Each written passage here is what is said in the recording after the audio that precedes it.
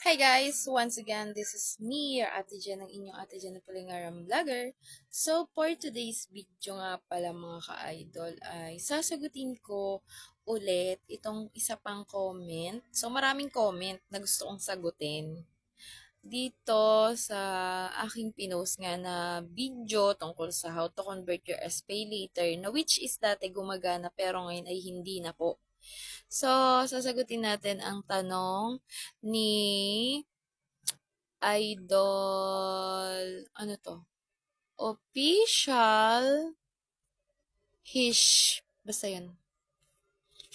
So, ayun na, Idol. Ang tanong niya ay, bakit ayaw nang gumana yung SPay later to Maya business not eligible na?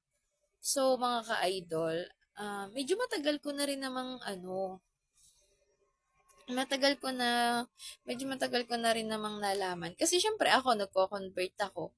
Tapos bigla na lang isang araw, hindi na gumagana mga ka-idol. So, bago pa masira yung aking SPay later, bago pa ma-freeze yung account ko or ma-ban kasi nga, mayroon akong utang na hindi ko nga nabayaran kay SPay later agad-agad. At nagalit sila. Charot, hindi ganun. Siyempre, utang mo yun na hindi mo binayaran tapos na-overdue ng antagal-tagal. Kaya nga, na-freeze na yung account ko. Hindi na ako pinapautang. So, kahit ng items.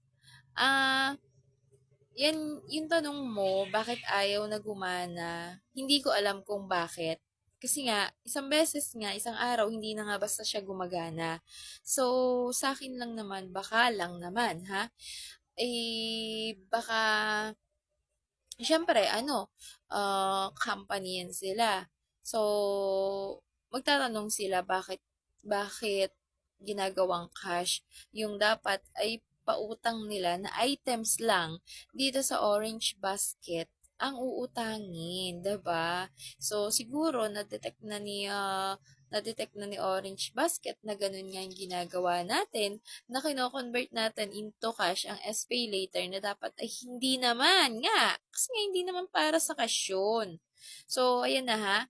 Hindi ko alam kung bakit hindi na gumagana. Pero, QR code lang naman na kapag nagko-convert ka ng SPay later, hindi gumagana si Maya Business. Pero pag bumili ka ng load kay Maya Business, nag-cash in ka, nag-withdraw, ano pa ba? Nagbayad ka ng bills, at bumili ka ng load, ano pa? Nagtransa ka pa bangko, pwede pa. So, gumagana pa naman si Maya Business. Kaso nga lang mo, pag halimbawa yung QR code niya, mag-convert ka ng SPay later, ay hindi na po. Hindi na po siya talaga gumagana. Which is nakakahinayang kasi nga extra income ko din mga ka-idol. So, kung may iba kang alam na way kung paano mag-convert ng SPay later into cash, baka naman pwede mong share sa akin. Idol Official Shiz, ha? So, ayun lang. Sana yung nasagot ko yung tanong mo.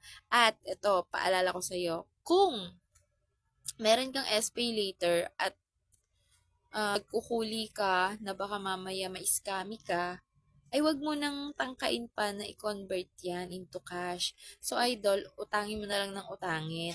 At kapag naman maganda kang good payer ka, pwede kang pautangin ng ano ayun na, ng S-loan. Which is, yung S-loan talagang pautang yun na pera ni Orange Basket. Okay? Huwag ka na magpumilit. Baka may scammy ka pa. Baka mamaya ang ganda ng conversation nyo. Tapos pag naipasa mo na yung pera sa kanya, wala na. I-block ka na. Wala ka nang habol me. Ha?